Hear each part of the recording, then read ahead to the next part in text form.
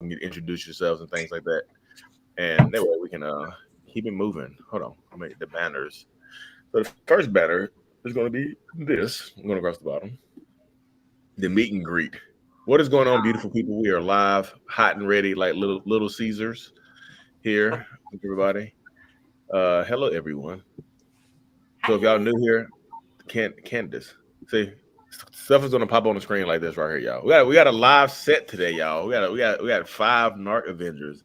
This is the like literally the Avengers movie right here. we all had our standalone movies, and now we come together.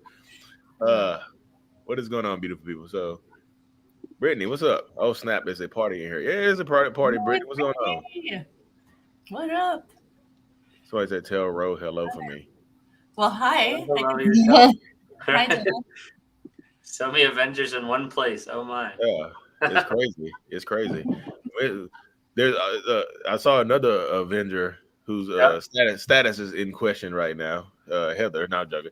Heather, what's going on? How you Gosh. doing? Hello, Hi. Hi, somebody said, friends. hello from Canada. There's a Canada in the house.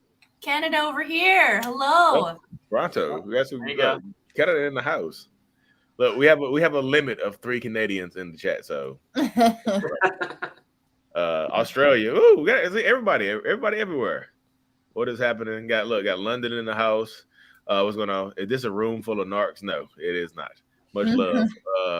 What is going on, everybody? So, if y'all new here, I am Lee Hammock, mental illness on social media. I'm a self-aware narcissist. I speak about narcissistic personality disorder, helping people get into therapy and all the other good stuff. I'm gonna let everybody else introduce themselves. Y'all can drop questions in the chat and whatnot. I'll pop it across the screen like this or so. So, take it away. We can go clockwise, starting with Mr. Ben Taylor, All Motivations. Cool. So my name is Ben Taylor. I'm a self-aware narcissist on the platforms as well to provide awareness, growth, healing, and change. I try to be able to just produce my platform to try to help people have clarity when they're going through like the crazy situations of life and they're trying to figure out like what's going on and how to be able to cope with that and also what's going through on the narcissist side. So that's me and that's my platform, Raw Motivations. Oh yeah, perfect. On all platforms, y'all. All platforms. I think it's me next, right? Yes. Oh, my name is. Yeah. I don't know if it looks the same on y'all's screen as it does on I mine. think it looks different. Trey. So my name's Trey. I'm actually a narcissistic abuse survivor. So I'm also on all the platforms. I'm on Instagram, TikTok, and Facebook. And really, my whole goal of sharing my story is just, I know the big turning point in my healing journey was when I was talking to other people that have actually gone through this exact same thing, because it helped me feel very less isolated and helped me feel a lot more understood. Because it's a very unique situation and it's kind of one of those things you either get or you don't get. So that's why I share my story, just to hopefully let people know that they're not alone in this journey and that healing is possible and it doesn't have to take forever, that you are much stronger than you think that you are. So that's a little bit about me. Yeah. I'm Ro. I'm Roller Coaster of Love on all the platforms. I'm a survivor of narcissistic abuse. Basically, I was with a narcissist for 14 years and completely stuck and completely in this like this cage of inauthenticity, having absolutely no way to self-express, like lost who I was, didn't even know who Ro was anymore. And so I'm out here on my platforms just showing you that you can be who you want to be. You can bring out that expression. I'm here to bring levity, to bring laughter, to bring fun back into your life, because you probably got that trapped and suppressed by a narcissist or a toxic person. And just like be able to step out into the world again, go out and date again. Healthy dating after abuse is something that I preach and talk and help you achieve.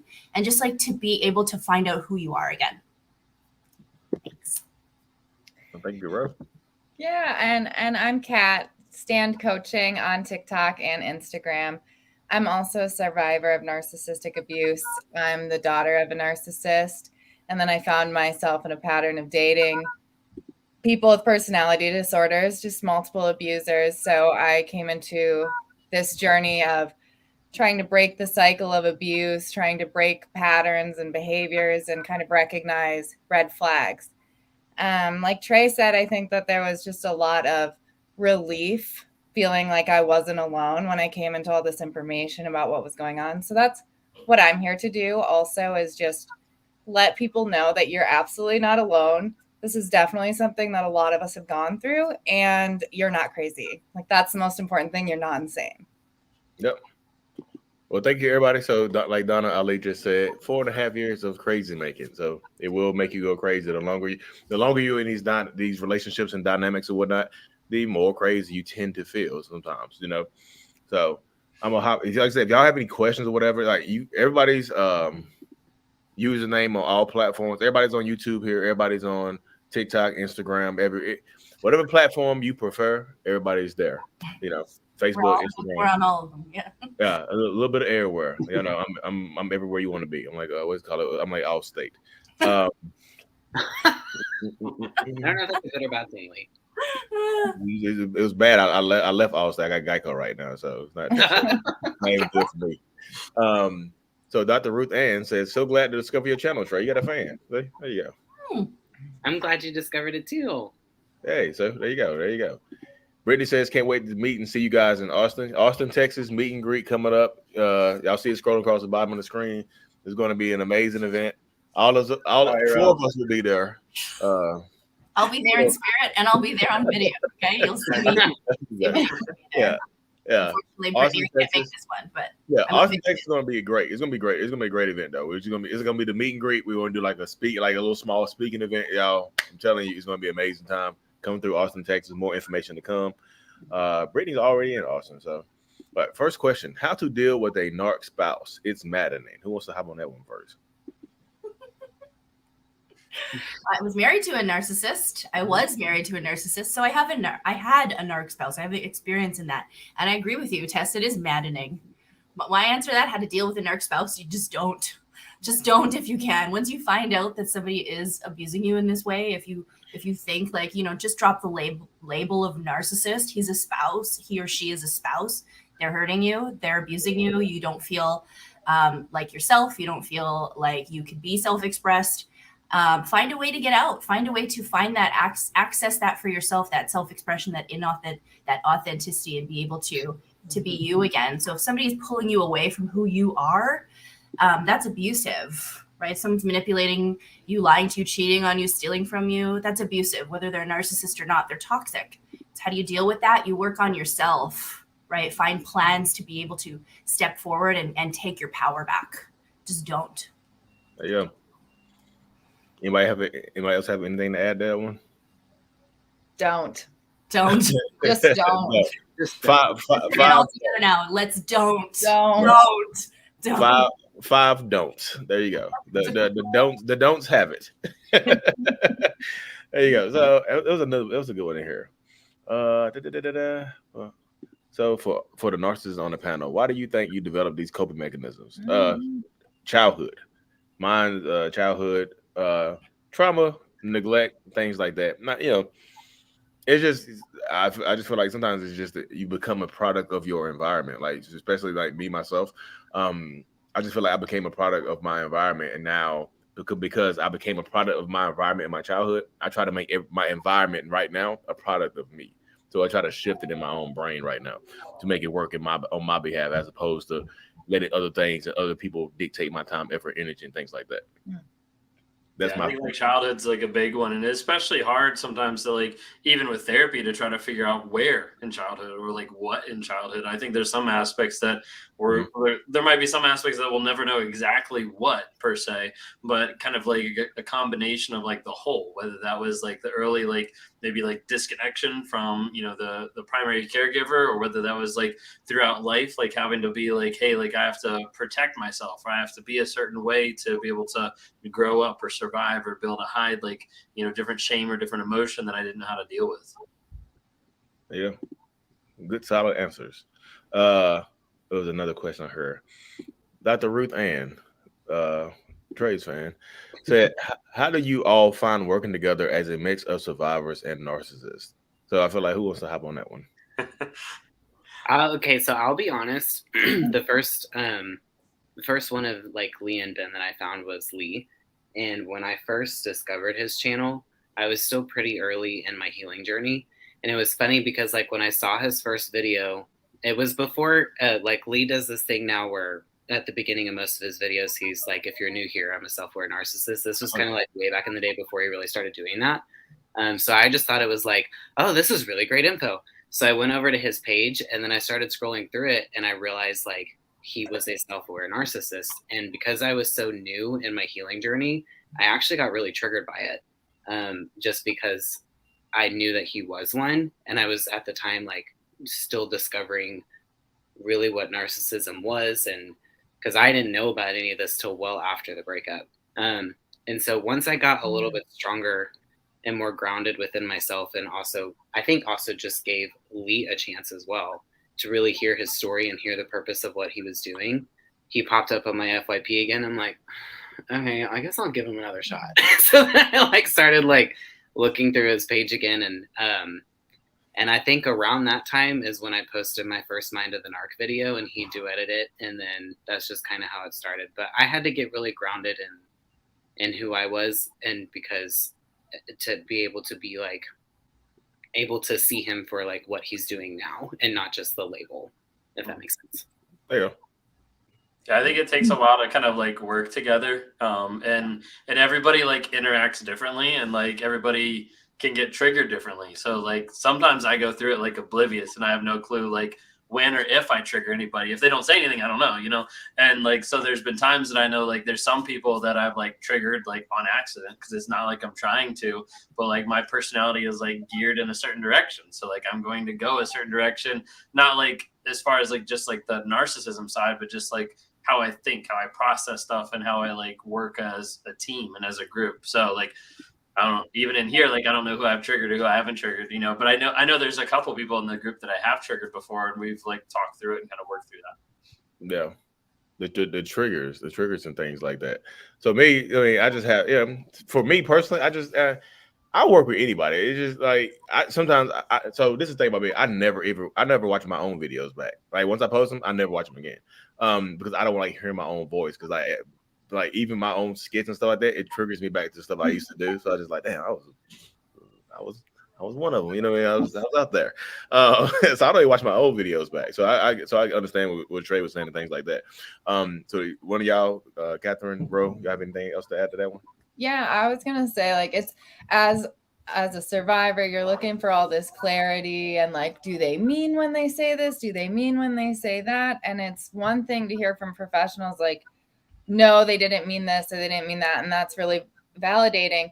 But it's a whole nother level when you hear it confirmed by a narcissist themselves too, to say like, no, I'm absolutely aware and conscious. And I think it's, if anything, it's triggering definitely, but it's healing too, because it's giving you the closure that you couldn't get from the narcissist in your life. We just turned to Ben and Lee, like, can you give me closure? Yeah, I agree. I agree with all of that. I think working together, the content is one thing, right? But like working together in a team dynamic can be like there can be triggers no matter what type of personality you have, right? So people will just work differently. There's different learning styles, different creativity styles, different communication styles. And I just think that when we start dropping the term narcissist, I know that's kind of what we talk about, right? But like when we stop saying, you know, someone's a narcissist and someone isn't a narcissist, we kind of just look at people like people and then learn how to deal with it. Sometimes I even forget that they're self-aware narcissists. I know that's the title, but to me, they're people. They're not abusing me. So it's a lot easier for me to deal with people that are not abusing me. Yeah. But sometimes in the group, we have people in the group that trigger each other that aren't narcissists too. So like it's, we're just people trying to work together, trying to help out best we can. So since Ro was the last one talking, I saw this question pop up. Yeah, I was financially abused in many different ways. A lot of it was isolation through finances. My abuser having me depend on him financially, and then also like duping me in many ways, in like scamming me, like stealing from me, things like that I would just kind of put up with, because going along with his plans was just a better day with the narcissist. Like I would just have a better day with him if I just supported him this way. So did I have access to funds when I left? Absolutely not. I left with like dollars in my bank account, you know, piece of crap car, and I didn't really have a place to go or anything to do. I had I couldn't work because of COVID. I couldn't really do much. I had my 3 kids, and I was also being threatened by him financially. So he would like threaten to like ruin me financially. I'll never make it out there. So what I did was I like took a lot of deep work in myself. I used a lot of my support system. I had a really close support system. My best friend that passed away, she really helped me during that time by helping me save money, helping me access like a lot of things that were like a little less expensive, and help me with my finances and help me get into a place like this. And then once I removed the chaos of the narcissist and all of the mess that he put in, all of the rumination, I was able to access my purpose and my intuition and be able to hustle and do what I love to do, which is help anyone who went through what I went through. So now I'm living in a place of financial independence. But that wasn't easy. It took a lot of hard work. And it takes taking away that rumination cycle and the chaos that a narcissist puts, so that I could start focusing on monetizing and living out my purpose. There you go. Perfect answer right there. So this is a question for the survivors here. How do you wish them well and still move on with your life? I don't want any animosity or danger. Am I wrong for that? I'll start. I don't wish him well, but I don't wish him ill either. I'm just indifferent. And I think that that's the key. Like, the opposite of love is not hatred, and vice versa. Like, I don't care. You don't have to wish them well to move on. You just have to get to the point where it just doesn't matter what they're doing in their life, because you're focused on you. At least that's how it was for me.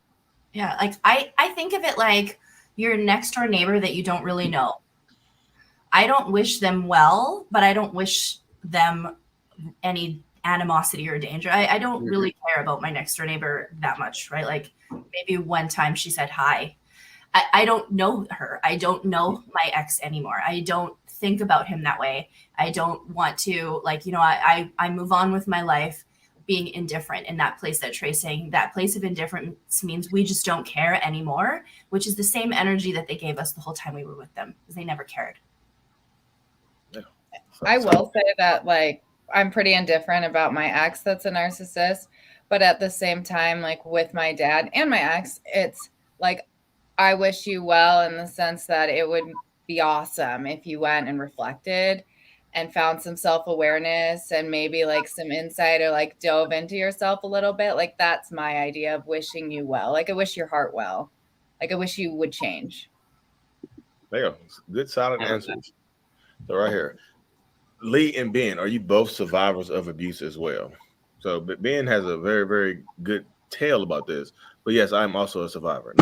So I've been dealing with, so I've dated narcissistic women before, toxic women, and they kind of, I know when I tell people that story, they're just like, I hope she got your ass, Lee. I hope she gave you your own medicine, you bastard.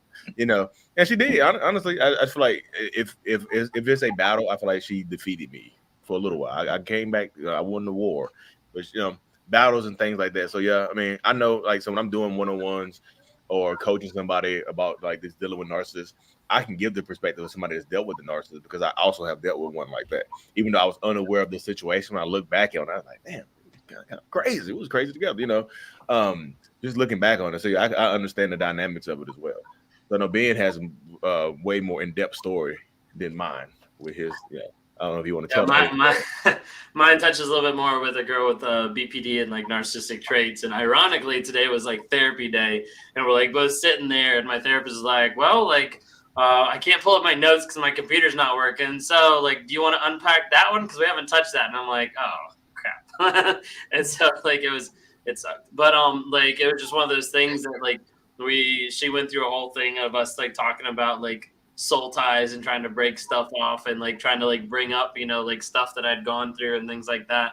And, like, for me, like, a big part of, like, getting to the place was, like, realizing, like, what actually was going on. Like, when I talk to people about like the trauma bond, like, I speak from like an aspect that I feel like as a narcissist, I know as best I can about the trauma bond, compared to majority of narcissists, I don't think get a trauma bond because they're not like bonded with another person. But for me, like, I was bonded with like another toxic person for a period of time, but a period of time being almost like 2 years. And then like whenever everything came out, and like I was honest about it, confessed and stuff like that, like, this is what I'm talking about. Like, the trauma bond was so real that person was like still in my life for another 10 months before I actually cut them out and before I actually blocked them. And like, this is how screwed up it was in my head. Give you like an idea. Like, I'm married. I have an affair with a girl with BPD. I remember one time like being at home and like being intimate with my wife, rolling over, and in my head, what I thought was that I cheated on the other girl. Like, that's how like screwed up like the thought process was, but all how like enmeshed it all was. It was really crazy. Yeah. So next, it's like I don't know. He threatens suicide often, especially again. So how do you deal with the threat of unaliving oneself when you deal with narcissists or toxic people and things like that? Getting out of talking about child support. So I know it's kind of a heavy topic, right? But I have to laugh about this a little bit.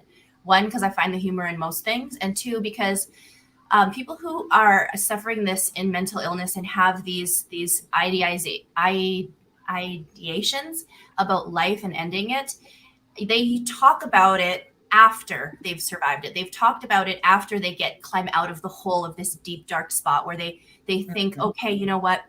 I was there. I wanted to end it. I wanted to do that. This is what I overcame. This is what I went through. People who talk about it after they overcome it usually have this type of mental illness or this type of real deep depression where they're in this dark spot, this really stuck place. People who talk about it before, like, I'm gonna, they're doing it for manipulation. They're doing it to get something out of you. Yep. They're getting out of talking about child support. How silly is that, right? When you think about it, they're using this really like they're weaponizing something that people actually deal with and using that to manipulate you out of trying to pay for your child. If you think about how ridiculous that is, you don't have to connect the real seriousness of ending your experience with what they're actually doing, which is manipulating you. Right. So that's kind of how I wrap my brain around that and try to make that distinction and make that kind of, the way to look at it, just that little shift in thought, because what they're doing is they're weaponizing mental illness. There you go. I just saw something right here. So the trauma bond is busting my ass. Sky Meadows, 7 butterfly 7. So 7. In there. Yeah. So I listen to this audio like almost every single day. It's by Dr. Eric Thomas, and he talk about sometimes when life hits you. He said sometimes you have to hit back. If you feel like the trauma bond is busting your ass, then you got to bust the trauma bond's ass. Like, you have to start attacking it and taking inner catalog of what's going on inside of yourself. Like, why do you keep going back? Why can't you break the trauma bond? Why do you keep ruminating about this person? Specifically when people are ruminating and thinking about the narcissist or what they could have done better, what they could have changed and things like that. I always ask them, what are you doing in that moment when you're thinking about them? Like, what are you doing in that moment? Like, what are you sitting down? Are you just laying in the bed? Are you laying on the couch? What are you doing? Whatever you're doing in that moment, you gotta break the state. Get up, scream, punch something, punch a pillow. Don't punch nothing. Don't punch nothing breakable. You know what I mean? Punch a pillow, throw something in the house. Just get it out your system. Move your body. Because when you move your body, you change your mind as well. So it's step one. Also, you can go on Amazon and the Trauma Bond Recovery Journal can help you do that as well. If you go and search Amazon, the Trauma Bond Recovery Journal, oh, she has a copy right there. So perfect. So Ro has one right there. The Trauma Bond Recovery Journal can definitely help you, get through to what you have going on right now. So they can help too. Yeah. So power up. So Aina says, I was 4 months out, no contact. I went back. How do you break the cycle? I feel so numb inside. Who want to help her break the cycle? Try again. It was 4 months this time you went back. Sometimes we relapse, but that doesn't mean like you throw your hands up and you're like, well, I went back and it's over now. Like, you try again and you try until it sticks. And I think she used a key word there. Because I think it's interesting, Kat said the word relapse, because that's what I used to say if I would like do the whole like, I'll just unblock on Instagram and just see what's going on. I would call those my relapses. So honestly, if you treat your trauma bond like an addiction and give it the same level of respect, and I know that's a weird way to word it, but I mean, really, truly, if you respect it in the way that people break their own addiction to like substances, that's how you have to treat this, because if the brain really does take the path of least resistance, you're always gonna, well, not always, but at the beginning, you're breaking bad habits of the ruminating and the thinking and the blocking and the, oh, I miss them, blah, blah, blah. You have to treat it truly like an addiction. I literally said the serenity prayer every day for about 6 weeks. Yeah, the trauma bond is oftentimes like what's pulling people back. So like the trauma bond is what you think of like, wait a second, like I know in my head that this relationship is toxic, but like I still want to go back. I still want to interact. I still want to be with them, see them, hug them, whatever it might be. And like the problem is a lot of times people like have a story that's going through their mind that keeps sucking them back in. That keeps pulling them back. And the problem is most times people don't know what it is. So like when you get underneath the surface of your emotions, your feelings, and try to get underneath and actually figure out like, why am I going back? Like, is it because I feel like I have to have my validation from this person? Is it because I feel like I'm not good enough without this person? Is it because there's a whole litany of different things that people have as a story that's actually like the subliminal programming, like running underneath their mind. And until they actually get to the place where they change that story process, that every time they see something, interact with something where they get triggered, they start feeling an emotion, they ascribe the feelings to it, and they tell themselves the same story that pulls them right back to the narcissist. So like, it's one of those things where like, when you think about it, a lot of times people are like, don't think about something. Well, that's the exact thing that you always think about. That's the same idea with like the narcissism is like, you can't just fix like the trauma bond by like not thinking of them anymore. You have to actually replace it. And when you replace it, it has to be grounded on truth versus the fantasy that they made you believe. There you go. Oh, that's a good question. I'll find that one. It's okay. Well, because he's not diagnosed as a narcissist, how can I prove that he is a narcissist? At the end of the day, it doesn't matter. At the end of the day, abuse is abuse. And so if he's a narcissist or if he's not a narcissist, that shouldn't be the reason why you stay or why you go. Why you stay or why you go should be how that person is actually demonstrating their love, their respect, their care, their honesty, their faithfulness. Like the things that you value in the relationship is what you need to see demonstrated. If you don't see those things demonstrated, then that's where you leave. There you go. Like I said, I always say something very, very similar. The diagnosis doesn't really matter. It's the behaviors. You know what I mean? If they're not willing to change their behaviors or alter their behaviors in any way, doesn't matter if they're diagnosed or not. Chances are they probably never ever go get diagnosed. Who wants to go to therapy and just hear something's wrong with you? Especially if you're a narcissist. Nobody wants to go into therapy and hear that. Hey, you have a personality disorder. There's no cure. Doesn't do anything. Doesn't do anything. Yeah. Maybe a couple extra little things that'll maybe give you like temporary peace of mind, but it's not going to change that person. Like it's like if you have all the symptoms of COVID, you still have all the symptoms, right? You go get a COVID test and you're positive. What's the difference? Right. You still have it. The difference is the diagnosis. The diagnosis doesn't do anything to the abuse. Mm-hmm. I think the thing is that it's emotional abuse. So you don't need to have like the diagnosis label. Like I think that the list of emotional abuse that they're checking off every box is enough. Like that you're being abused by this person. Yeah. There you go. So can we talk about mothers and daughters, please? Narcissistic mothers and their daughters. Does anybody have experience with that? Catherine, you said you had on tonight. Mother-in-law. Yeah, my father's a narcissist. Yeah, I have a mother-in-law, like an ex-mother-in-law, but I've witnessed it, but just from the outside point of view, where I've witnessed it, where my old sister-in-law would say, yeah, I know why you've left my brother. I know why. I know exactly why, because of the abuse. Because I know I've lived with an alcoholic. My mom, she abused me my whole life. She's an alcoholic, and so is my brother. And at the time, I was like, yeah, okay, I get that you're connecting with me in this way. That makes sense. I didn't really realize or know that he was a narcissist, right? So looking back, when I look at that, she kind of made that connection, but she made it in a different way. She made it with alcoholism when it's really, maybe it's both, but I saw it from the outside. But I don't have a narcissistic mom, so I don't know. Yeah.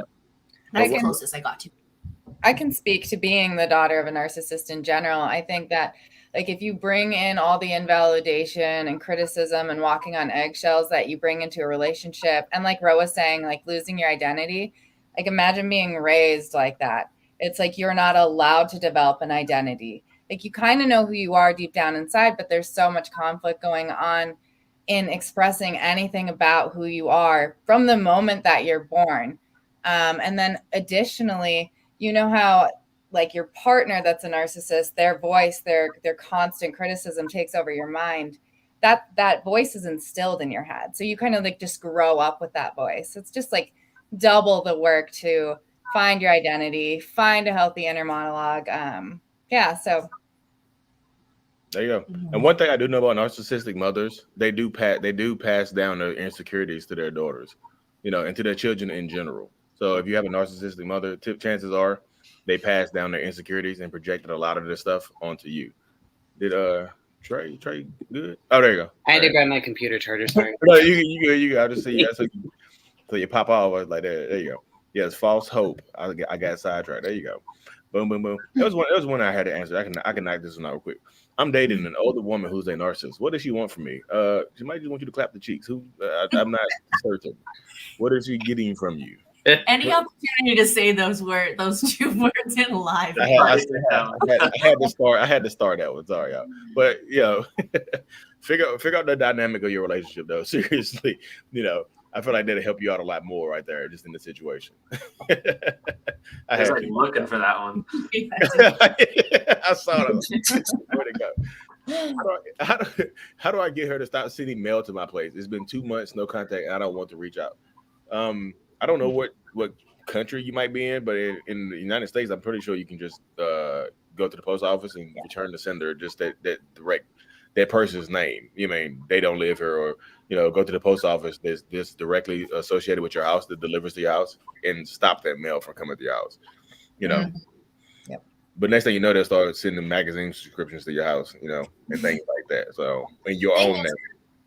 The more they see that it just keeps getting returned, right? That puts a stop to that, right? Like we can't stop or change what a narcissist does. They can keep sending you mail, and if they know that you're opening it and looking at it, they're going to keep sending you mail because they know you're getting that. That's their form of supply. When you return to sender and they keep getting it back in their own mailbox, and it's like there's nothing left, right? So they'll usually stop if they don't think they're going to get anywhere with this tactic. But if they're having their mail sent to your house, that's actually what my ex did for a while. They would not get themselves off of my address, and I just went online and I paid 75 cents to forward his address to whatever address I had for him at the time, and I just did it on my own. And I was still in contact with him at that point in time. And so I just texted him. I was like, hey, since it took you 3 months and you didn't take care of this, I went ahead and did it for you. Don't worry about it. There you go. Power moves. Power moves. Lee, can you, after that one, can you put up the one by Sav on YouTube, the church is forcing me one? Oh, yeah. I'll turn. So is it common for flying monkeys to blindly believe what they are told by the narcissist without questioning the facts? So sorry, y'all. My lamp attracts bugs. The facts. Blindly believe what they're told. Yeah, it is very common, because what a flying monkey actually is a blind supporter of the narcissist. I mean, sometimes they're a direct supporter and they know it, right? And they're accomplices, right? Really. But most flying monkeys are just people who are carrying out the bidding for the narcissist, right? They're there to help support the narcissist abuse you. Right. So whatever they're saying, whatever they're doing, they're enabling them to continue on the abuse. And sometimes they're just blindly doing it because they don't know any better. And they actually, in most cases, they're actually charmed by the narcissist. They're falling into the charm of the narcissist and just believing whatever the heck they're saying. So yeah, they're blindly believing because they're under the spell, just like we were when we were trapped in these narcissistic relationships. We're under the spell. They don't want to question the facts because sometimes they fawn over narcissists and they will just believe everything they say because, believing them and supporting them is a good day with them. They're they have fun with them. They want this like this person to have fun. So they'll just like enjoy their time with them because sometimes the narcissist is like showing them a good time. So yeah, it's very common. Well, there you go. So super common. Flying monkeys are fun to have, but not fun to experience. Yeah. So Sav Artemis says, church is forcing me to stay. I forgive this person. How do I tell them to back off and allow me and my therapist to work through my process of healing? I feel invalidated. The church is forcing me to stay. Oof. Yeah, so like a big part of that is you see like a lot of like churches and like religion that doesn't have a clue of what they're dealing with. Yeah. Like one thing to say like, oh, this person has like pride, but like you also can't work together with that person if they're unwilling to acknowledge what they're actually doing. And that's the problem, is a lot of times you have churches that want you to stay in a relationship thinking like, oh, we can work on this together, when the other person is saying one thing. They're saying they want to work on the relationship, but they're actively doing the opposite. And the problem is most pastors, most counselors, a lot of therapists too, don't know what they're looking for, because they get into the same room with the narcissist and with someone else, and they're like, wait a second, like this person is actually telling the truth when the narcissist isn't. And what they do is they bring their false self in. I can't get over, you keep like jumping. They bring their false self into the room, and they're like, oh yeah, I want to work on it, but then they go back and they keep abusing. Like, be really careful, because like the church and Christianity a lot of times doesn't have a good like feel on like what narcissism actually is, and as a result it ends up hurting a lot of people even more. Like one quote that like I love is like, forgiveness does not mean reconciliation. Like forgiveness is for you to move on and to be able to get out, but it doesn't mean you still have to be with that person. It doesn't mean you still have to interact with that person, see that person, anything. You know, because if you're in that relationship and you're getting abused, like if you believe and you ascribe to Christianity, then like you also know that like as a Christian, like God is not a God of chaos, and God doesn't want you to be in a relationship where you're getting abused. So there's a whole nother dynamic with all that. A lot of times the church is hurting you in the aspect of like they're telling you to stay with someone that's really destroying you. Yeah, and I think it's important to remember, like, the church is different than God, and the pastor is different than God, and the priest is different than God. That's human error. And just like Ben said, like, they're just not aware of the gravity of the situation, which is human error. This is not God saying, forgive this person and stay in this relationship. Mm-hmm. No, there you go. Perfect. I love the teamwork. I like that. It's just the bounce. It's the energy. Go ping, ping, ping, ping. It's like a ping pong ball. It's bouncing around with fire. It's on fire. I just saw something the other way. So, how do I get over the trauma bond so I can leave and move on? So I feel like what you're asking is, why can't I just leave? Why can't I just leave the person alone? So I'm gonna segue into what's scrolling at the bottom. So it's August the 18th, right? So on August the 18th, if you look across the bottom of the screen, there's a live webinar coming up about how to break the trauma bond and why you can't leave. Why, I'm gonna put it on the screen here. Just a second. How you do this? Ben told me how to do this, y'all. Tech savvy. Yeah, I'm Ben savvy. Ben tech savvy. So this is it right here, y'all. So I know y'all can see the screen. Can y'all see it on the screen right now? Yeah. So right here, live webinar event coming up on August the 18th, 6:30 Eastern Standard Time, hosted by Carrie McAvoy, PhD. Is with Dr. Kristen Milstead. Why can't I just take off the comment? Okay. How do I do this? See, I'm learning. Give me 1 second. There you go. There you go. Boom. There you go. So perfect. Yeah. Here you go right now. So can y'all see this on the screen right now? Yeah. Okay. So yeah, August 18th, 6:30 Eastern Standard Time. I got confused. The live webinar event teaches you how to identify what keeps you stuck in a bad relationship, the definition, narcissistic drama triangle, how to figure out if you're living with Dr. Jekyll or Mr. and Mrs. Hyde, how to break the trauma bond with your narcissistic ex-partner. Number 4 right there is highlighted in bold. They put the trauma bond in bold because I know a lot of people are going to ask that question. The 7 ways to leave, how to take control of your life. Then this is from the professionals, y'all. Carrie McAvoy, PhD, has written an excellent book. And Dr. Kristen Milstead has written a book as well. I think all of us have links in our bios for this. You can go to our bios and whatnot to check this out. Get registered up for it and everything. But just check it out. It's gonna be a great event. You'll learn a lot too. I'll learn a lot. I learn a lot too because Carrie McAvoy will be bringing the heat. It is on August 18th, and it does have a Q&A, so you actually can ask both Carrie McAvoy and Kristen Milstead, who is the author of Why Can't I Just Leave? And then Carrie also wrote her book. But you can ask them anything you want in the Q&A. And if you can't make it, so if you purchase the ticket and you cannot make it for the day, you actually get a replay of that webinar in that price, which is going to be less than what you can pay for the actual replay itself. But if you can make it, you'll be able to put your questions in and have them answered by both of these PhDs. So I would definitely get your ticket, whether or not you can make it. There you go, fire! It's gonna be a great event, y'all. I promise. So my parents were not narcissists. Well, my mom wasn't. My dad, I'm not 100% certain. He was around, but not around a lot. You know what I mean? He was more like the friend you saw at the YMCA or something like that. It wasn't like super dad or anything like that. I don't know about Ben. Ben, would you feel like one of your parents is narcissistic? One, both? I think one might have like narcissistic traits, but I wouldn't say full blown narcissist. No. Ben refers to this jazzy as reverse projection. It works. Huh? Jazzy? What does that mean? What's reverse projections, Ben? You have any? I don't know. This I might be. I don't remember ever saying a reverse projection. This might be a reverse projection we're experiencing right now. We might. This is, and it's jazzy too, so it makes a lot of sense. It does work. They're right. Personal question for Trey right here. Can I talk about your experience? I've never seen you live. Yes. So, oh Lord. Okay, we'll try to do this quick. So I was married to a woman previously, and I had 3 great kids with her. And when I was about 27, I came out of the closet, and 3 weeks later, I met my narcissistic ex. It was the first same-sex relationship that I had been in. Wow. And the reason why I tell you, great way to start off this journey. Right off the bat. Damn. Yeah.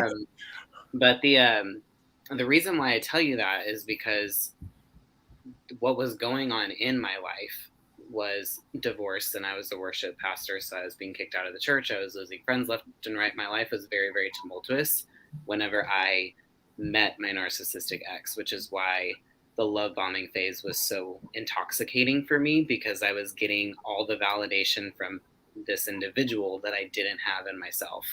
Because even though I was getting to this place of self-acceptance that I had fought since I was 13, it was still 27 years of life that I had built that was being crumbled underneath me in certain aspects. So I was in pretty rough shape, and I was with them for 18 months. I lived with them for 8 of those months.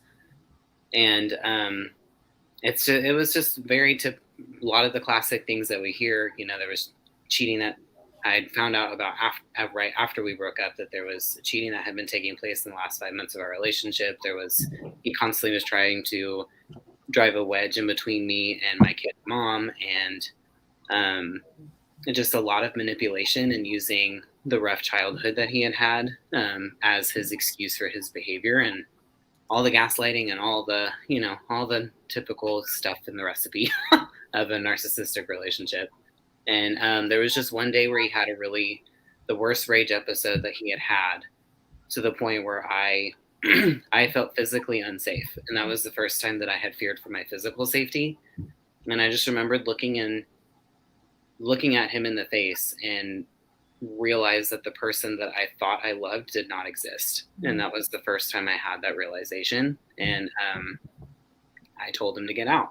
And I didn't know about narcissism or anything like that. I just used to always describe him as being an overgrown teenager and being very emotionally immature. It wasn't until my therapist actually used that term. And that's kind of how my journey to discovering all of this. I didn't have TikTok. I didn't have anything. So literally breaking my trauma bond was through trial and error of my own, because I was so desperate to just feel normal again. So everything that I talk about in my coaching is stuff that I ended up figuring out on my own to get to where I was at. So that's kind of, and now, it started off rough in this second half of my life, but now I'm in a great relationship. I'm engaged to an amazing man, and my kids' mom and me have probably the best relationship that we've had in a long time. And, I'm in grad school getting my doctorate degree now. So it's crazy what can happen when you take care of yourself again. I love the power up. I love it. I love it. Seriously. I mean, I don't love the beginning. You just came out the closet and right into a toxic relationship. Yeah. Wrong house. So Ruby says, I'm really struggling tonight. I don't want to contact him. I'm just tired of not trusting anyone, including myself. I live constantly on guard, and I kind of feel hopeless. Oof. Ruby, struggling tonight. I don't want to contact them. Then don't contact them. You don't want to, then don't do it. Don't go against yourself out here. When you, like I said, I feel like you're having a lot of, right now, it's like there's a lot of internal struggle going on right here. Where you have to learn how to retrust yourself. I mean, most people here had to learn how to retrust themselves after, self-discovery when they get out of a toxic relationship. You have to learn how to trust yourself to get into new healthy relationships. You hear, Trey said he's engaged right now. Ro, you in a relationship now, I think. Yes. I don't know. Put on We're on spot, on live. I was just joking. I don't know. I'm gonna text him this live and be like, "Yo, I don't know. I just like this conversation a little bit. Yeah. I So want to tell Ruby something. Ruby, this is not feeling hopelessness. Okay, hope for me stands for hold on, pain ends. This what you're feeling right now is temporary. Okay, look me in the eyes. I don't know if I'm looking in the camera properly. You can see me in the eyes. You will get out of this. What you're in right now is temporary. I know you're struggling tonight. A lot of us have felt this way. Okay, hold on, pain ends. This hopelessness, this not trusting yourself, this what you're struggling with tonight is temporary. You are going to get through this. You're going to get past this. The fact that you're in this live right now, listening to us and watching us and asking this question and getting an answer is your sign that you are going to be on the other side. You're going to get there. I promise you. Just hold on. Okay? Yeah, you got a lot of love in the chat too, though. So you gotta empower yourself. Self-love, self-empowerment. It's like somebody said, "Thank you for sharing, Trey." Trey was powerful. So you changed I was gonna say real quick to Ruby too. Like one of the things like that I just want you to think of is like when you're struggling with the idea of like contacting him again and like re-engaging with that contact, sit down and like journal and write down everything that you experienced in that, because when you reach out and you contact, you're signing up for all of that abuse again, and even more so. Like if there's anything that you need to do at times is like use anything you can to remind yourself of the past, to get grounded in the truth so that you don't go back. And then the second thing I want to say is like, I know it feels like hopeless. And I love what Rose said about like, it's a period of your life. It's a period of time, but also like, I want you to take a look, like just in YouTube right now, there's like 150 people. Facebook, there's probably like another 100 or so. Like there's probably close to like 300 people that you're not alone. Is what I'm trying to say. Like there's a lot of people that have gone through this. There's 3 other people on the screen here that have gone through this and they're on the other side. So even though it feels hopeless, I want to let you know that there is hope. There is hope after all of this. There is a place for healing where you can be happy, healthy, and whole. It takes time. It's not easy. Like it's awful as shit for a lot of people like going through it, but there is hope on the other side. I want you to be able to hold on to that. No, Donna. But I saw this when I started earlier, so I don't want to leave yet. How do you keep the narc happy and satisfied? So situation like this. So this is why I say, what is you don't honestly? I just feel like in situations like this, I feel like you end up sacrificing yourself to try to make somebody else happy that won't ever be completely happy with you. You know what I mean? There might be moments of situational happiness, and I feel like that's what you're going towards, like the moments of happiness that you have, because it's not always bad. It's not always this bad, and things like this. You try to focus on the good times. You try to keep the good times there, but I feel like it requires sacrifice. Pretty much your entire being. How much you willing to sacrifice? Your entire being. Yeah. Your entire being, and they won't be happy about it. They still won't be satisfied. This is the saying that this makes me think of. You can lie down and be their doormat and you still won't be flat enough. Okay. There's like nothing you can do. They're going to complain about how you're still not doing it right. Mm-hmm. Yeah. It's basically they're a bucket with holes in it. Mm-hmm. Pour water, and all that water is just running out. They'll never be fulfilled. You will never give them enough water because it just keeps pouring out, right?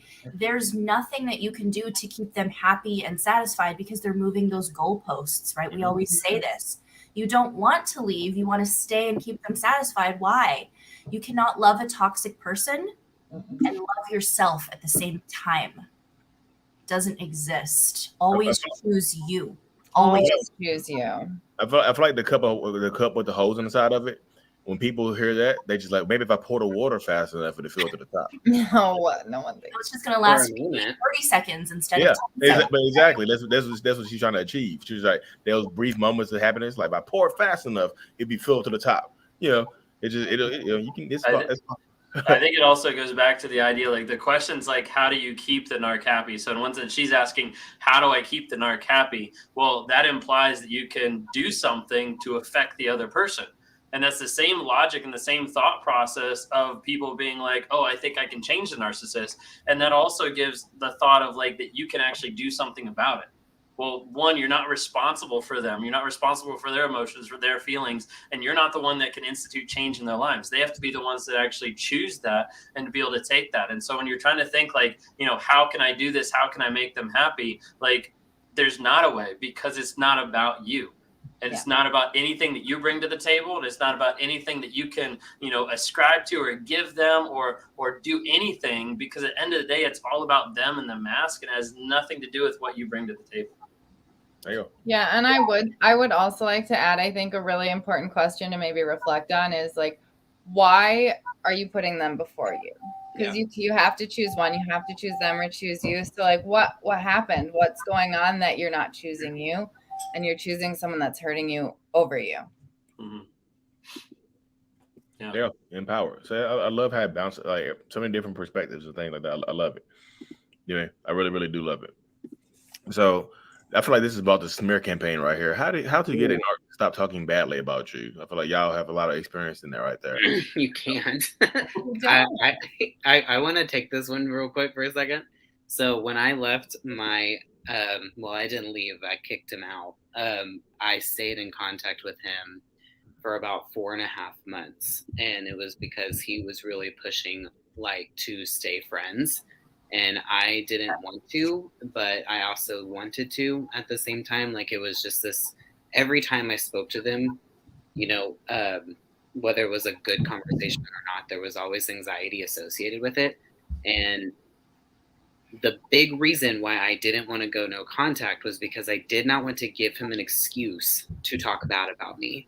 And I did not want to give him any ammunition to demonize me. That was literally why I didn't want to do it. Well, fast forward into like the 3-month mark or so, I got word from a semi-mutual friend who still didn't really even know me that well, and heard all sorts of things that my ex was saying about me. And mind you, during this whole 3 months, I had been very nice to him. Like, I had let him stay on my phone plan for a while. Like, again, his mail was continuing to come to my house. Like, I was not being forceful about anything other than get out of my house. And he was still telling people that, you know, I never took care of my kids. I didn't go to work. All I did was stay home and drink. I, you know, made $10 an hour. He had to pay for everything, like blah, blah, blah. Things that were completely contradictory to who I am as a human being, no matter. And I just realized it doesn't matter what I do. It doesn't matter if I'm a complete asshole to this person or if I'm the nicest person in the world. I'm always going to be the villain in his story. So why am I putting myself through this? Why am I allowing myself to literally have this physical response every time I talk to this individual when I can just be done with this altogether? So you, at least in my experience, you can't. You're always going to be the villain in their story. That's that's just what they do. Yep. I liked how you said it like that, because no matter how the other person phrases it or does anything about it, they're always going to twist it. Like, I was talking to someone today, and it was like the idea of like negative and positive supply. Like, no matter which one you give, like, I can still twist it. So like, whether you're like sitting there like crying on the floor, and I'm like, oh my gosh, they love me, or whether you're yelling in my face like F you, I'm like, oh my gosh, they love me. Like, either way, like, I can twist it in my mind. And like, that's what the narcissist gets really good at, is not just gaslighting everybody else, but is gaslighting themselves into believing their own lies. Yep. And like I said, they're going to keep talking, y'all. Like, seriously, they'll talk themselves silly. So yeah, there you go. Well said, Trey. See, Trey, y'all are building. Y'all need to follow everybody. Like I said, follow everybody on every other platform, including YouTube. They have YouTube pages, TikToks, Instagrams, Facebook, wherever you come to play. Podcast. Ben has a podcast. Ro, you have a podcast too, right?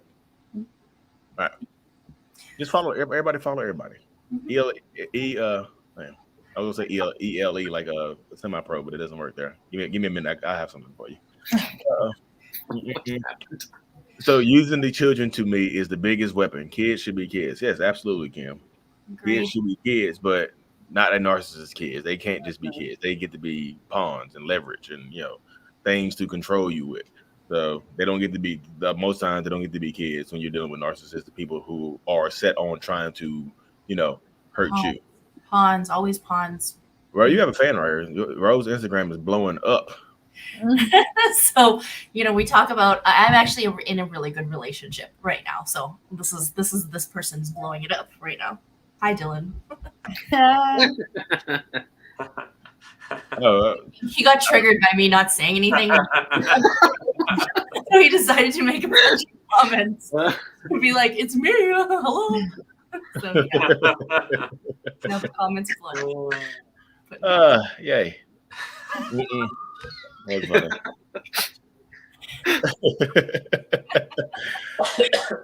Yay. That's funny. Why do narcissists freak out, get angry when you catch them in a lie, cheating? Look, I'm gonna take this one first. How dare you try to hold me accountable? How dare you? Man, it's pretty much it right there. No matter what I do, because like I don't want to sit in the shame of whatever you're trying to hold me accountable for. I don't want to. It's just shame is, for lack of a better word, icky shame. It feels yucky. Just the most simple way of putting it. I'll let Ben hop on that a little bit more. I mean, you touched on that like really well. I mean, that's really like the thought when it boils down to it is like, are you kidding me? Like, how dare you? Like it's really like the peasants rebelling. I mean, that's like the thought process of like how dare you hold me accountable when I'm like bigger, better, more entitled of everything. Like, how dare you actually like hold me accountable? And even when it comes to like in a lie or like cheating or stuff like that, like they're always going to twist it around to be like justified. Yep. I always say like no one is angrier than a narcissist being accused of something they definitely did. Right? They get real pissed. If they accuse us of something that we didn't do, that's a confession. And we're sitting there trying to figure out, like, I would be accused of stuff that I know I didn't do, and they definitely did it, but I would be like, did I do that? I'll look back at my messages, I'll recall, and I'll start to like kind of figure out what it is, what they're accusing me of. Like, did I do that? And I start questioning it. No, when you accuse a narcissist of something that they did, they're not gonna sit and be inquisitive about it and self-reflect. They're gonna be pissed at you for accusing you of something they did because they don't want to be held accountable. The audacity. How dare you hold me accountable? Exactly. How dare you? That's like my toaster illustration. Like when the toaster talks back and says, no, I'm not going to cook your toast. Like that's like literally like the thought process is like, what? Like, how dare you? Like, that's your purpose to do what I tell you to do. Restore my peace. There you go. See, cut people out who are not bringing you peace, y'all. When the toaster talks back. I love that analogy. That's funny. Boom, boom, boom. Lee and Ben, this having a strong social media platform keep you accountable in your relationships. I just feel like I wouldn't need that to be accountable because I was accountable before the social media stuff started taking off. I was more accountable. I mean, I feel like I'm more accountable now because I guess people would tell if I decided to get out there. It's just like, gotcha. People are waiting on my downfall pretty much now, so it's kind of funny. But I mean, social media is, I think my wife would say yes. I think she thinks everybody's on her side, and she's like, we'll tell them we got you, girl. We got you. Don't worry about it. You know what I mean? But it is what it is. Social media wise. Yeah. So can everyone? Like I said, the Narc app. I'm gonna talk about the Narc app real quick. How do I do this? Add this to the show. Did everybody see this? Yep. I'm gonna let Ben hop on the Narc app. Right. Yeah. So right there, you see at the very top, Healthy Dating After Abuse. This is Rose's own course here that she put up. She's got some awesome content here. Goes into 6 different modules, and then you can also like book with her. You can go right down here about the author. You can actually book with her too to be able to do like one-on-ones and everything like that. We've got several courses on here that we're super excited about. Healthy Dating After Abuse is the most recent one that came out. Boundaries by Bree. That one happened just recently as well. So Bree did a fantastic job with this one. We've got One Set You Free, and this goes into a little bit of like actually like changing your story, like working on that process where I kind of break it down in bits and pieces to give you kind of like an idea. And a couple other ones here of gaslighting, narcissism defined, lies they tell. A couple things that's really cool that I want to highlight real quick is we have a live question and answer time every Monday at 9:30 p.m. inside the Narc app. Or if you're a premium supporter, you can actually go in and you can log onto the weekly YouTube lives through your own. These are secured lives where they're not shared everywhere. It's not public. It's unlisted. So you can only see it inside the Narc app. You can watch the replays in there, or you can actually click on the premium supporter and come live. Just like this, like we're multiple people live here, and just ask questions, like get coaching kind of like live in the moment. It's a great place to be able to, help people as they work through their healing, growth, and change. Another thing that we have coming up as well is we also have monthly Zoom calls. And so this is where we actually are able to interact with everybody inside the Narc app. That's a premium supporter. They can sign up for the monthly Zoom calls, and I can actually show up. We're all together on a giant Zoom call and like talking through and like working through the different things that they're going through. With the Zoom calls, we focus not just on narcissism. We kind of set that to the side a little bit, but we're starting to focus on like, what's that healing look like? What's next? Like, what's our growth? What's our development? Trying to help people move forward, because you've been learning about narcissism for like so long. You've learned, or you like feel like you're drinking from like the fire hydrant, right? And sometimes you also need a break of like, okay, what's my intention? Like, how do I change my mindset? How do I build my self-confidence? Like, that's some of the goals where we have myself, and we also have coaches from around the globe that actually come in and be able to help educate and challenge you to be able to move forward. So take a look at the Narc app. It's on Apple and on Google Play. You can log in. You can go into here to be able to see some of those options. They also have community where you can actually engage and be able to talk. There's an advice thread where you can drop in different questions. You can have survivors, different people that have been through it, actually give you their advice or tell you, hey, like I've been there, I've done that. Like this is some of the stuff that like I've worked on. And then also you can actually go through, and there's a couple areas that we're still working on developing where you can track. So like there's people that come in here daily and they track their no contact. They come in as an accountability to remind themselves, one more day. Like, I don't need you to be no contact for, this year or this month or even this week. I just need you to stay no contact tonight. Like, just get through tonight. Tomorrow we'll work on it again. But let's keep focusing on that to keep you free. You can track your no contact. You can record your truth. A lot of great things. We got a lot more things coming on the pipe. But definitely would love to have you guys engage with that. We do have our monthly coaching is actually coming up. It's going to be this coming Monday. So if you get a chance, you can go into that premium supporter tab, sign up there, and we'll be able to have you join with a bunch of us on Monday. Perfect. Download the Narc app today. Like I say, in Apple and the Google Play Store and whatnot. Great app. I have it. I have it. I'm on it. Things like that. I think everybody here has downloaded it. So when you download, not only download it, use it, and leave a 5-star review, because Ben brings the heat. Do all of those things. Download it, use it, and do that. Do all the courses, especially take all the courses. Yes, you won't have to. See right here, you gotta use it right here. The live on Monday was the best therapy. There you go. I told y'all, Ben brings the heat. My alliteration is terrible. We've got Ro and Bree that have a course on there. I haven't got like Kat's worked on yet. Like she's already sent me stuff. It's just my fault of like actually getting it up. But yeah, we do have more coming. I've got 2 more courses that are like in the queue actually. One is actually from Lisa Sunny about guilt, and then one is also from Carrie McAvoy about cognitive dissonance. So those are like pushed out in like production, but like they're on their way too. Hey, there you go, right there. You see. Y'all see that accountability? It's my turn to make a course then. What was that? I said, I guess it's my turn to make a course then. You're up. Yeah. There you go. No, absolutely. Did y'all hear that accountability? He said it's my fault. So, special one for Catherine says, how do you forgive your father? Oh, that's a good question. That's a good question. I do. I think that there was a point maybe a year and a half ago where it just kind of clicked in my head, like, he's not this huge monster. He was like the biggest monster in my brain. And it's like, you're just like every other personality disorder out there. There's just a million of you. Like, there's so many of you. And I think also going on and getting the education in psychology and kind of understanding personality development, it's like, we're all just a product of our environment. His personality developed the way it did. I'm over it, and I'm better off now. There you go. Empowered. She's empowered now. So y'all, I'm gonna ask. I can put up a couple more questions up, y'all. That we're gonna have to cut this thing a little short. We normally go for about an hour, I have a lot of star one over here. Did y'all see any questions that popped up?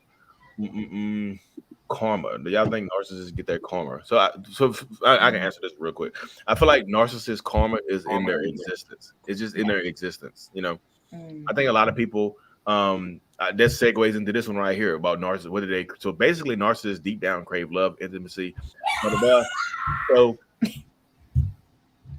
so cannot make those connections. So me personally, I think all that boils down to is the pursuit of happiness. I just feel like I set these huge goals for my life and do all this other stuff because I'm trying to make myself happy. But I feel like it all just boils down to me searching for what does happiness mean to me. I can feel happy in moments, but like I'm looking for contentment and joy and things like that. I feel like narcissists deep down, or they crave all this stuff, but you can put all of that in the happiness ball or the joy ball. All of that is balled up into one thing right there. So it's just the search, the pursuit of happiness, like Will Smith in that movie.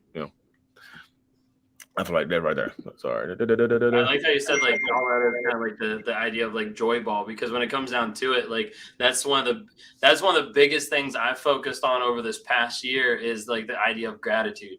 Because like I don't think you can really tap into like happiness and even like joy without being grateful for what you have, who you are, where you've been, what you've been through. And like for me, a big aspect and trying to change my mindset is like taking my experiences, taking who I am, and taking where I am now, and like everything that like God has blessed me with now, and like being grateful, like having gratitude to actually get to that place of having joy. Because otherwise you're just trying to fill like an empty hole, and until you're actually like willing to acknowledge the things around you, like life, like the people, of like being grateful, that I don't think you can really tap into happiness. There you go. So I feel like this is a question for the audience. It says, how do so many women and men stay married to these psychopathic CEOs or just people in general? One of y'all hop on that one. How do so many of us stay married specifically, or stay together, right? So yeah, I mean, staying together with somebody, it's like the frog in boiling water, right? You don't know exactly how deep it's going to get. You just keep going and going and going because we're so conditioned very slowly. And if a frog jumps into a pot of boiling water, we're not going to stay. We're not going to stay in this. If a love bomb or manipulator said to you from the first day, hey, I'm going to gaslight you, I'm going to make you feel crazy, I'm going to lie to you, cheat on you, manipulate you, I'm going to steal from you, you're going to wish you never met me, right? I'm going to do this all to you. You're going to be in this like really dark place by the end of this. You wouldn't even go on a second date. You wouldn't even talk to them again, right? And the reason why we stay is because we get so trapped in so slowly, and that we just don't realize it's getting hotter and hotter and harder. Like we don't realize it doesn't start off boiling water. It goes tepid. It's tepid first. And we jump in and we think we have this like image of this person that's fake. It's a facade. So that's why I stayed for so long, because I didn't realize what I was in. I would say another reason that we stay so long is fear. Yep. I was in a really, really abusive relationship for like 3 years, and I stayed for so long because of the threats of destroying my life, destroying my reputation, stalking me, destroying future relationships, just the never-ending threats. And, I didn't have children with him, but then as a coach now, I hear all the time the threats of I'm going to take the children, or I'm going to do this, right? So I think fear keeps a lot of people there too. But I will say, I think a lot of their threats are empty. Yeah. And there's obviously a huge aspect with like the physical fear of like your safety for leaving. Cause I mean, if you talk to a lot of survivors, just like Kat was saying, it didn't go for a lot of people. It didn't go very well the first time that they tried to leave. But I think there's also, I've talked about this before in a post where I think like I called it like the match made in toxic heaven is a narcissist and a people pleaser. And that was the dynamic of me and my ex. And because I'm a people pleaser and codependent, I had a real deep fear of just being alone and ending up alone. And I had this overly weighted value in my life doesn't have meaning if I don't have someone. Like I literally remember saying at some point, like, I know this isn't the greatest relationship, but at least I'm not alone. And that's on me. Like that was a unhealthy mindset that I had.